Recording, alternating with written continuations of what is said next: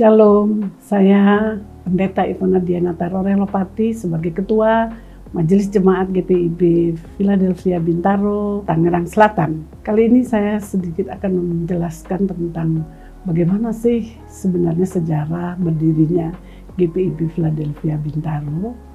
Tentu saja kita perlu secara singkat melihat selayang pandang kota Bintaro Jaya.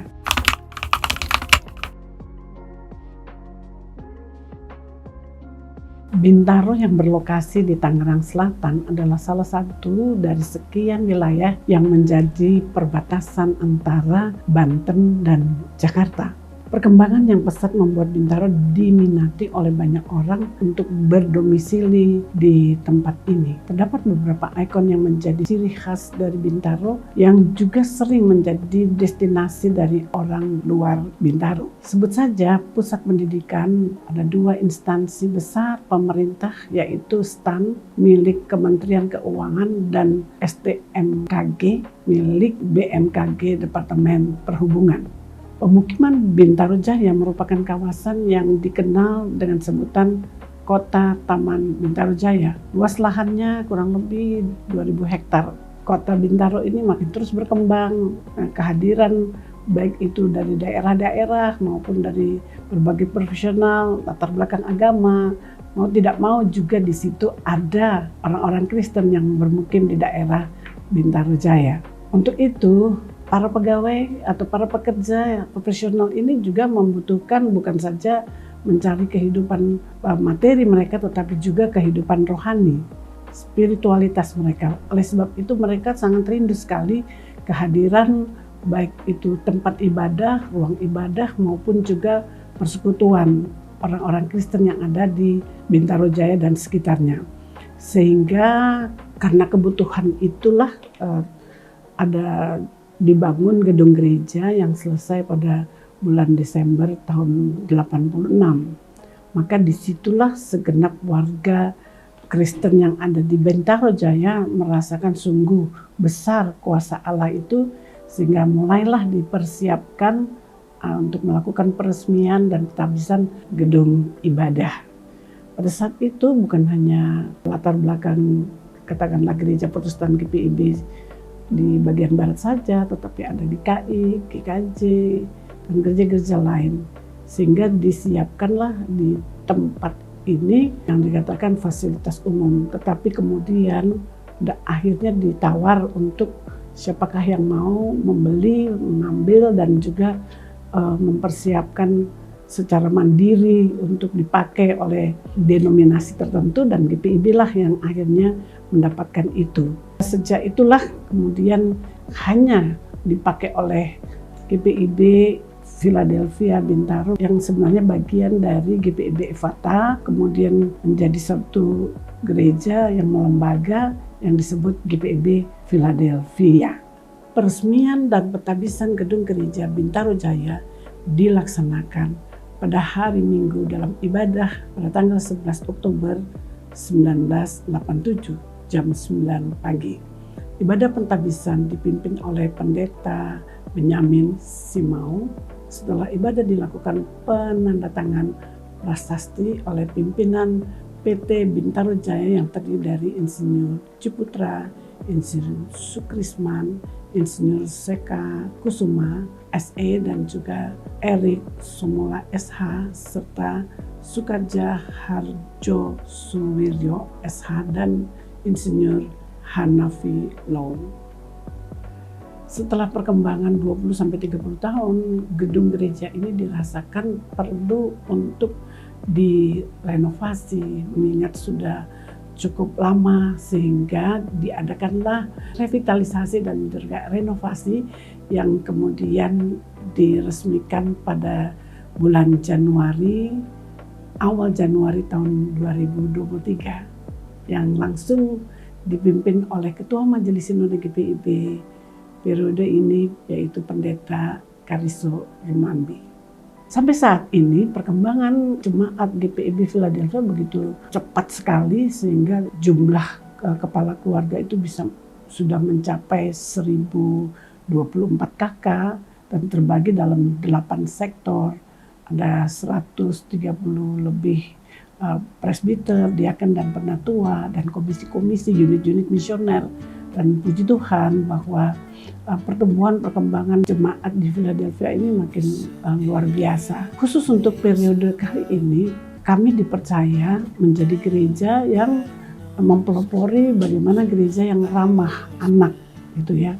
Kami sudah memulainya dengan beribadah, baik itu ibadah hari Minggu disertakan anak-anak, ya anak-anak bergabung dengan orang dewasa pada minggu-minggu tertentu, dan juga sudah dimulai bagaimana anak-anak juga terlibat dalam ibadah orang dewasa, intergenerasi, ya, sehingga itulah juga yang membuat jemaat setelah masa pandemi ini makin bersemangat untuk ada di dalam persekutuan, pelayanan, dan kesaksian gerejanya. Demikianlah saudara, sejarah singkat pertumbuhan, perkembangan GPIB Philadelphia Bintaro, Banten, Tangerang Selatan sampai di periode 2023 ini. Terima kasih, Tuhan memberkati.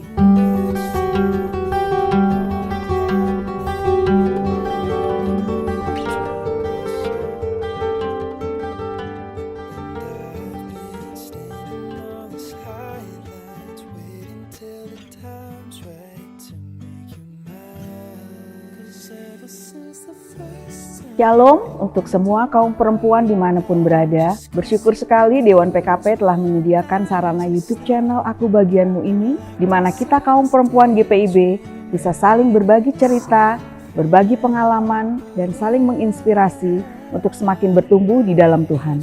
PKP GPIB Jemaat Philadelphia Bintaro terbentuk pada tahun 1993, yang artinya sekarang PKP Philadelphia sudah berusia 30 tahun, di mana sudah beberapa kali terjadi pergantian kepengurusan dalam kurun waktu tersebut. Dalam setiap periode kepengurusan tentunya mempunyai tantangan dan pergumulannya masing-masing.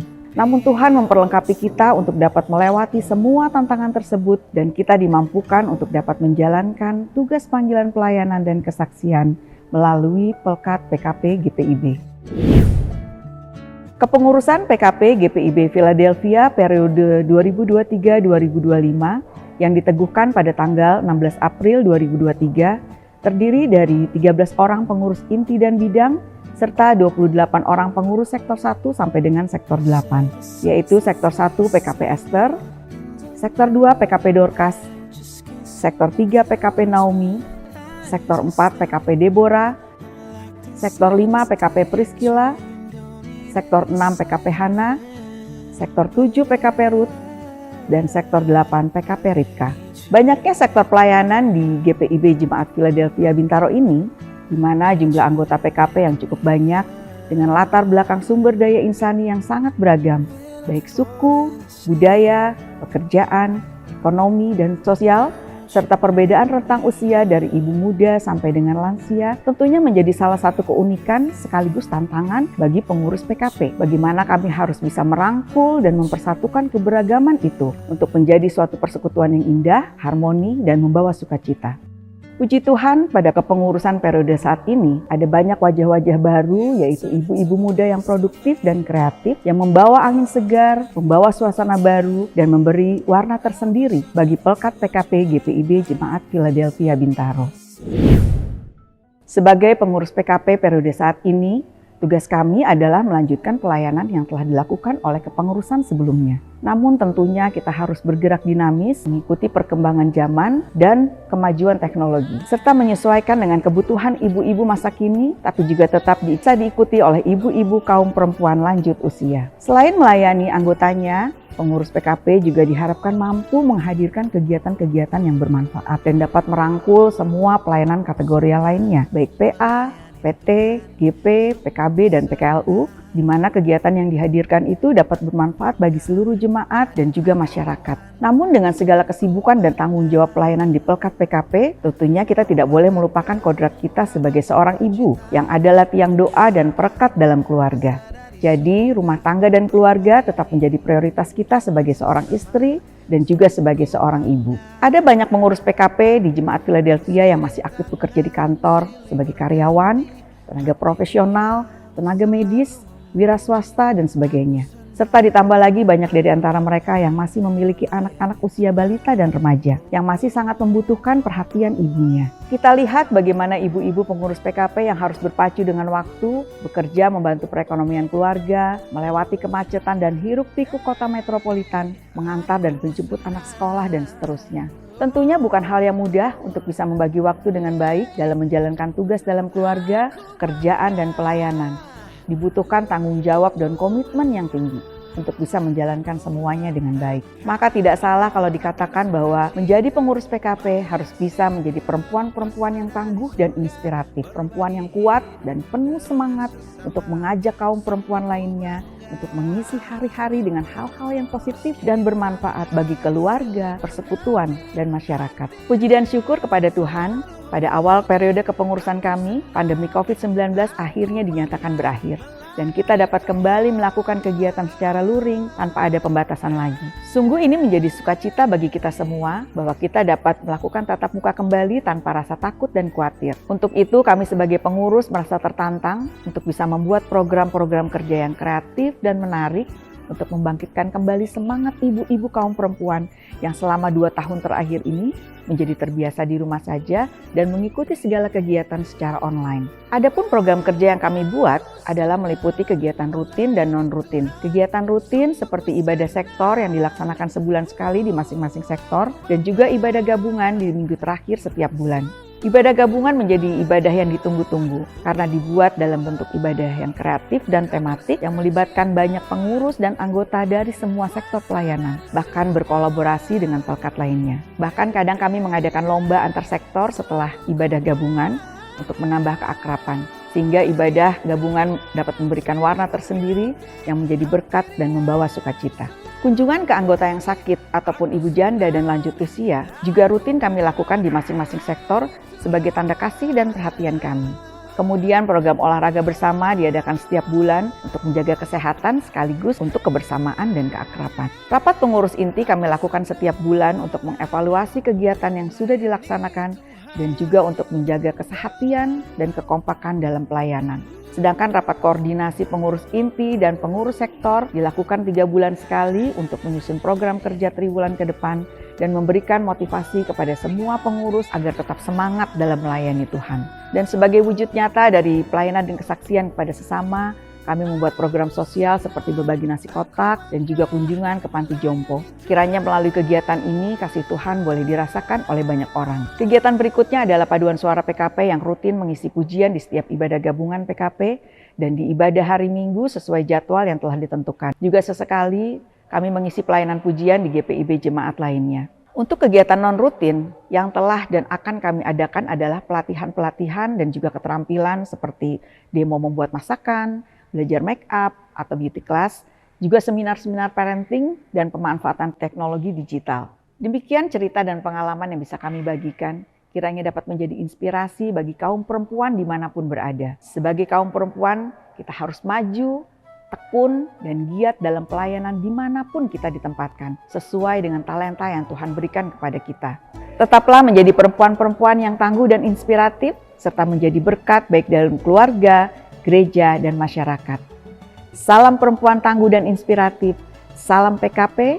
Anggun, bersahaja, membawa damai. Tuhan Yesus memberkati.